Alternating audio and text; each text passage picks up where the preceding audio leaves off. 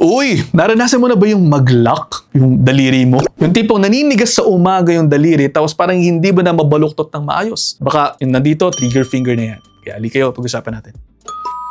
Makalagang magamit natin ng maayos ang ating mga daliri, di ba? Ginagamit natin ng ating mga kamay sa maraming bagay. Bahala na kayo kung anong gusto nyong isipin kung saan nyo ginagamit mga daliri ninyo, pero kinakailangan ninyong malaman yung tungkol sa trigger finger dahil ilan na rin po sa aking mga pasyente nakakaranas nito. Nangyayari po yan kapag ang finger ninyo ay nasa stuck sa bent position.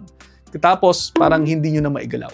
Pero po, pwede rin po yung tumuwid maya-maya, tapos maya-maya po ay may maririnig kayo parang snap. Kadalasan apektado dyan yung inyong hinlalaki, palasinsingan, pwede rin po ang inyong kahit sa anong daliri, pwede po hintuturon ninyo, pwede rin yung hinliliit, at pwede rin po yung hinlalatok. O yan, natutunan naman kayo. Yung middle finger po natin, tawag dyan hinlalatok. Nangyayari dyan, parang hindi nagpa-function ng maayos yung tendon or yung litid ng daliri, kaya hindi po agad makabalik sa position yung ating daliri. Pwede po yan dahil sa yung balot ng litid ay namamaga. Common ito sa mga babae around age 50. Kung may diabetes sila at related din ito sa mga taong mayroong tinatawag na rheumatoid arthritis. Again, sintomas niya nagiging stiff or matigas yung finger lalo na sa umaga tapos masakit yan na parang merong kasamang nagpa-pop yung finger at bumabalik naman sa normal position. At masakit din yan sa bandang palad na pinaguhugpungan ng daliri dito, bandang dito. Ilan pa po sa mga risk factors nito, yung mga gawain na medyo paulit-ulit ng paghawak at pag-grip ng mga bagay-bagay tulad halimbawa sa trabaho or sa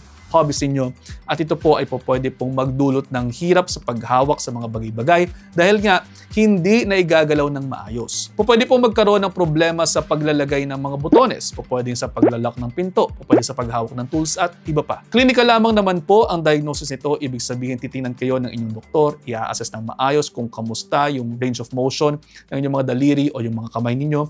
Titingnan kung saan may masakit at ino-note yung evidence or yung sign ng paglalak ng daliri ninyo. Alam ko po masakit ito lalo na kapag ka naglalak, pero pwede po kayong uminom ng mga anti-inflammatory na gamot tulad ng ibuprofen or naproxen sodium, pero wag namang lagi-lagi ha dahil meron din pong side effects yan kapag ka napasobra. Ipahinga rin po ng maigi ang inyong mga daliri, pwedeng lagyan ng splint at gently i-exercise. Kung sobra-sobra na po, pwede pong mag-suggest ang inyong doktor ng steroid injection o di naman kaya surgery. Depende po sa severity, hindi naman po laging opera na. Meron din pong mga gamot na painkillers at anti-inflammatory drugs na parang cream or gel, pwede pong makatulong yan. At ayun, sana po may natutunan kayo. Kung meron man, makikishare na po sa inyong mga kaibigan, baka sakaling mas marami pa po tayong matulungan. See you at the next episode. Ingat.